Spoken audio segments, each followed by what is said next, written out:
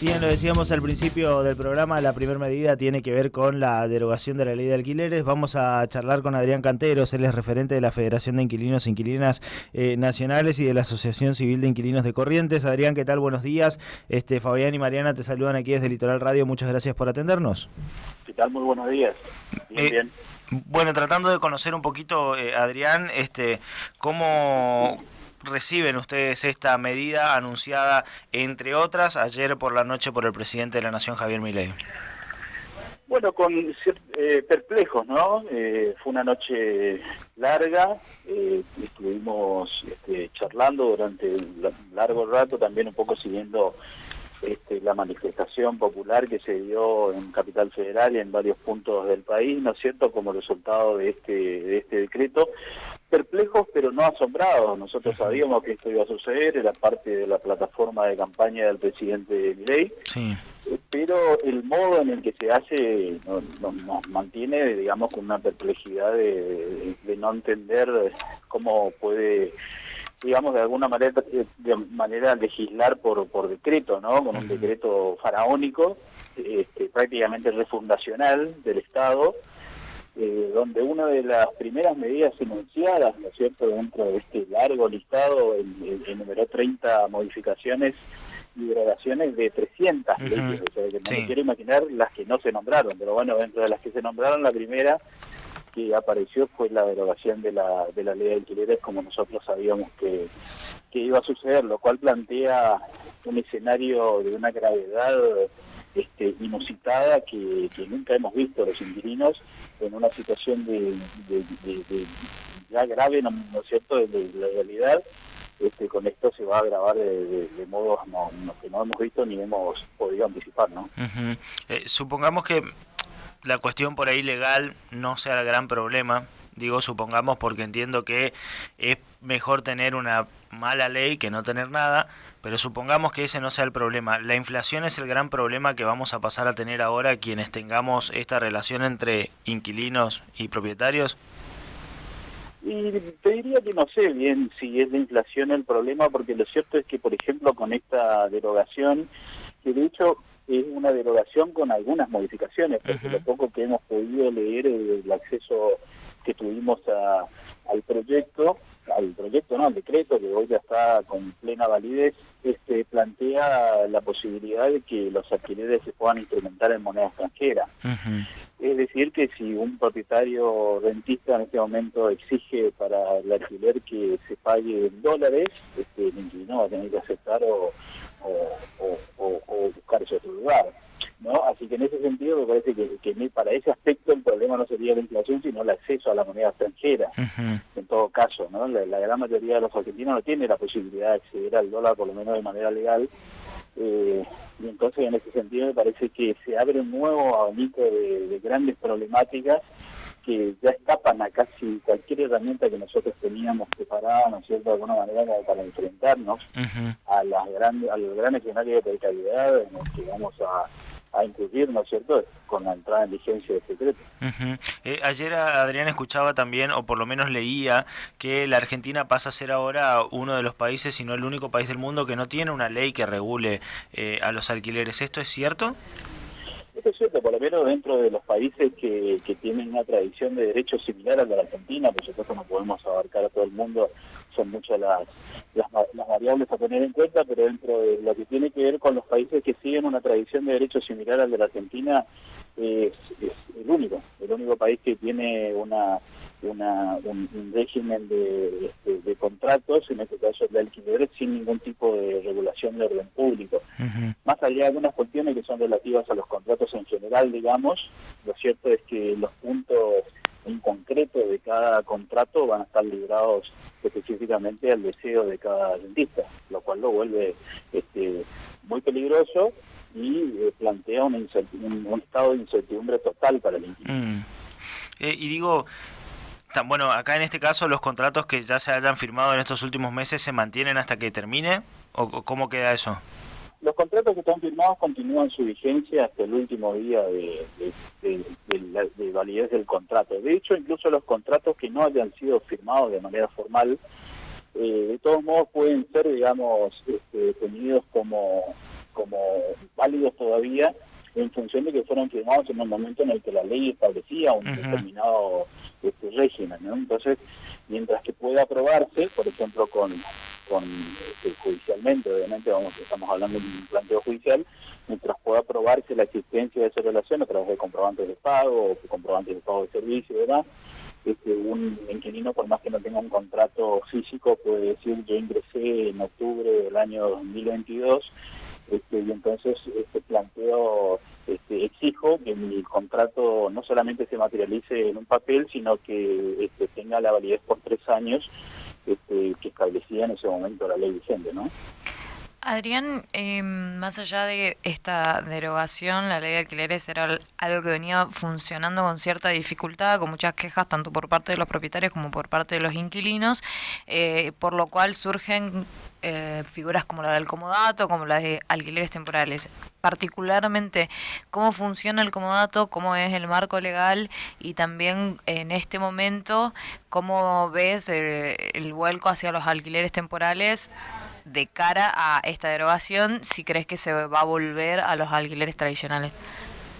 No, a ver, empiezo por lo último. A mí me parece que esta medida, más allá de que haya sido promocionada como una solución, ¿no? O sea, si liberamos el mercado, esto va a hacer que los propietarios rentistas tengan, digamos, más ímpetu en poner sus propiedades en alquiler y por lo tanto va a aumentar la oferta, lo cual va a hacer que disminuyan los valores, lo cual es absolutamente falso. De hecho, es falso esa mirada para casi todas las cosas que se desregularon, digamos, con este decreto, porque esa misma filosofía se sigue para otras desregulaciones que se hicieron, como por ejemplo el de las prepagas, ¿no es cierto?, el acceso a la salud.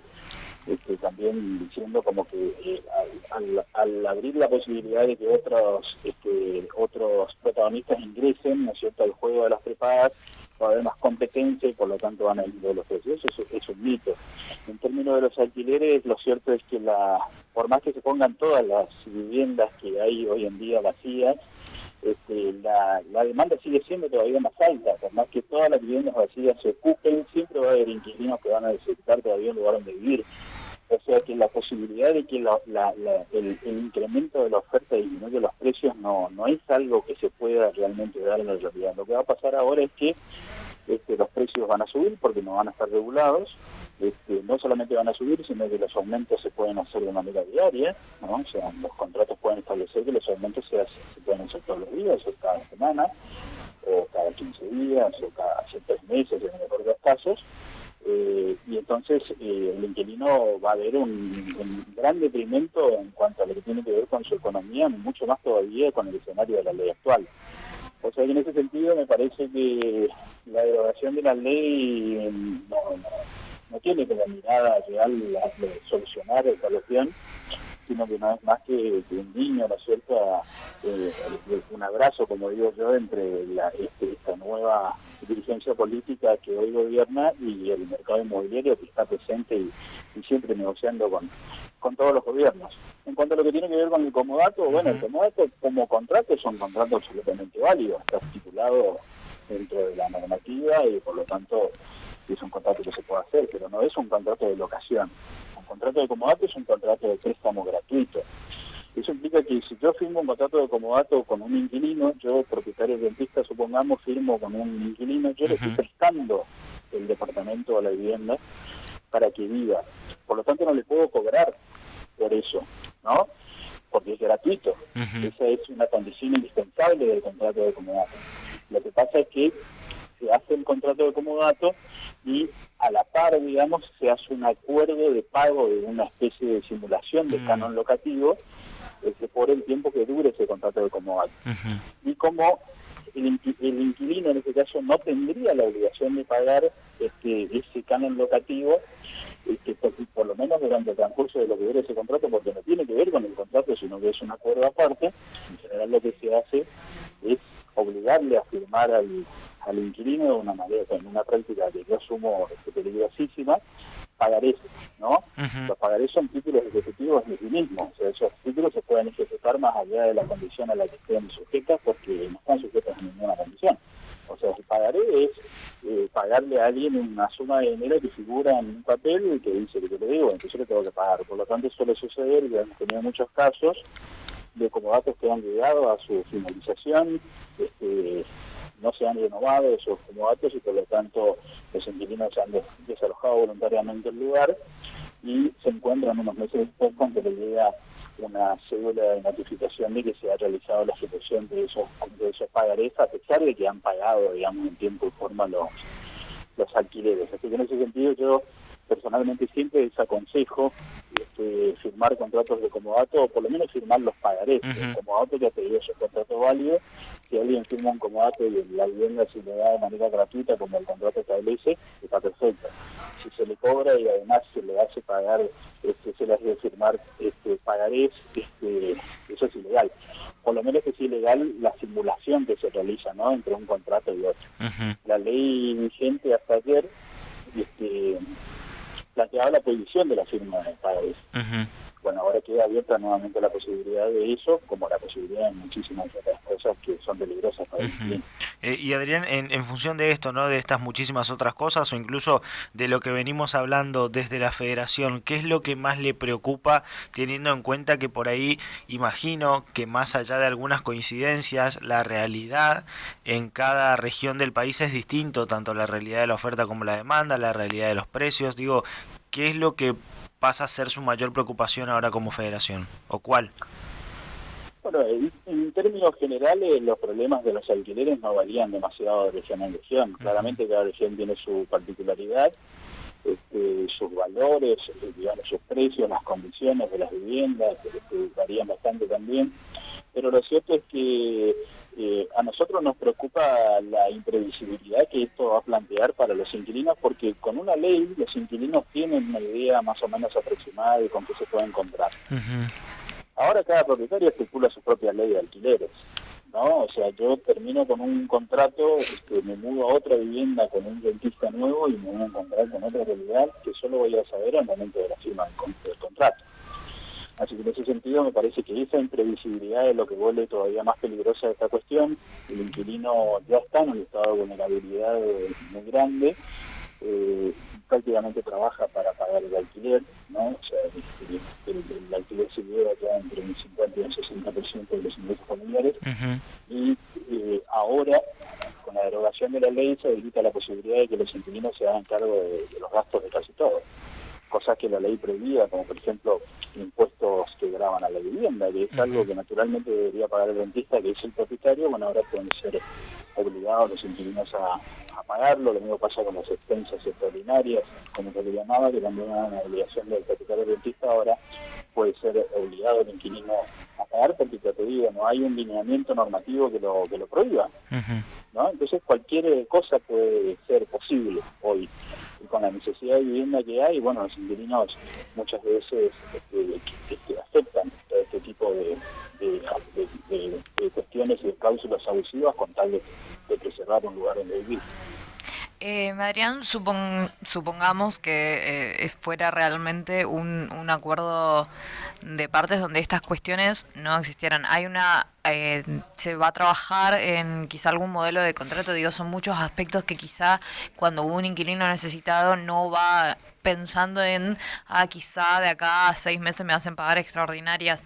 ¿Se va a trabajar en algún modelo, quizá alguna guía para todas las personas que están en esa situación? No hay modelo de contrato posible, porque ya te digo, cada rentista establece sus propias reglas ahora. No hay reglas generalizadas con las cuales nosotros podríamos armar un esquema general en que todos puedan guiarse. Muy pocas cosas se preservan, digamos, como por decirte, bueno, los contratos podrían volver a ser de 2 años como mínimo. Pero lo cierto es que si no se cumplía la ley anterior, no importa que la ley rija ahora, difícilmente se pueda cumplir, porque el escenario de la escasez de vivienda hace que los propietarios impongan cualquier tipo de cláusula y al inquilino le queda otra que firmar. O sea, ese es el problema. O sea, estamos retrocediendo, digamos, en un camino en el cual nosotros habíamos emprendido hace algunos años, en donde no hay inquilino que no nos haya dicho qué bueno que estaría que haya un lugar donde yo pueda ir a reclamar, ¿no? Bueno, ahora estamos viviendo un Estado que no solamente no estuvo presente todos estos años, sino que ahora retrocede. delega, digamos, en manos del mercado privado del alquiler la suerte del inquilino. Nosotros, por supuesto, que consideramos a todo esto un abuso del derecho nunca visto. Estamos preparando medidas cautelares y acciones de amparo para presentarlas en todos los juzgados del país, en donde podamos tener algún acceso, porque como sucederá seguramente con muchísimas otras de las desregulaciones que se hacen con este decreto, tarde o temprano van a terminar cayendo, digamos, por intervención de la justicia, porque va muy en contra de postulados generales del derecho, de principios generales del derecho, y va en contra también de algunos tratados internacionales de derechos humanos que plantean, por ejemplo, que el Estado debe garantizar el acceso a la vivienda por todos los medios que sean necesarios. O sea que en ese sentido yo creo que tarde o temprano vamos a tener el acompañamiento de la justicia. No sé si para retroceder la medida al punto de que la ley vigente hasta ayer vuelva a estar vigente, pero seguramente nos va a plantear un escenario favorable como para volver a plantear la necesidad de regular el mercado y de que una nueva ley de alquileres que pueda ser debatida y aprobada en un futuro inmediato, descartando la posibilidad quizá de que si esto llega a pasar por el Congreso de la Nación, como prevé la Constitución Nacional, probablemente los representantes del pueblo tengan una serie de denominaciones y se den cuenta de que aprobar este decreto sería un crimen contra muchos sectores de la sociedad, particularmente de la clase trabajadora fuertemente empobrecida del país, en este caso de los inquilinos. Retomando la cuestión del dólar, en un contexto donde se mantuviese la ley con todo lo que implica, incluso creo que hay cuestiones que todavía se deben debatir, como por ejemplo un límite al precio de ingreso de un departamento o una casa. ¿La cuestión del dólar no es una solución a la cuestión inflacionaria para evitar los aumentos? Si el dólar fuese accesible, probablemente, pero lo cierto es que el dólar no es accesible. La gente no puede conseguir los dólares de manera legal. O sea, se está abriendo una solución con un mecanismo imposible, ¿no? Por eso yo digo, en todo caso, había muchas cosas que podían haberse solucionado primero antes de ver la posibilidad de derogar la ley. Había que reasegurar los mecanismos que hagan posible el funcionamiento de esto que se plantea. Para nosotros es un escándalo. Por eso te digo, nos salimos de la perplejidad porque nos parece que es llevado adelante como un capricho por gente que no conoce el derecho, que no entiende la funcionalidad del derecho, y que no entiende los principios y la filosofía de la necesidad de la presencia del Estado y del Estado de Derecho. De alguna manera tiene que intermediar para que la parte más vulnerable tenga algún tipo de salvaguarda con respecto a los vaivenes, por ejemplo, en este caso de la economía. No podemos supeditar a la mayor o menor rentabilidad de un determinado mercado la posibilidad o no de que la gente tenga un lugar donde vivir. Eso no puede suceder. Eso es algo que hemos naturalizado, ¿no? Acá el Estado ha fallado. Digo el Estado, no el gobierno, porque es el Estado, o sea, la estructura. Cada gobierno le ha agregado, digamos, a esa falla del Estado su propio condimento. El gobierno que se fue no hizo nada para aplicar la ley de alquileres. De hecho, el ministro Massa, hace un año atrás, había planteado también la necesidad de suspender o derogar la ley de alquileres. En ese sentido no hay grieta, ¿no? O sea, en ese sentido acá no hay la única grieta entre el rentista y el mercado y el inquilino, ¿no? Lo cierto es que el inquilino no tiene más de dónde sacar el dinero. La realidad es que la situación de la rentabilidad del pequeño propietario rentista no va a mejorar porque el inquilino ya no tiene dinero, ¿no? O sea, el inquilino va a optar por empezar a vivir en una situación de mayor hacinamiento, ¿no?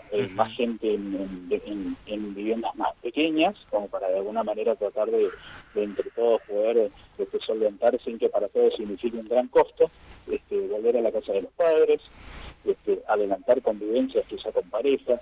O sea, esos escenarios son los que van a empezar a suceder, y sin contar con aquellos que están todavía en una mayor situación de vulnerabilidad que directamente van a terminar en la calle.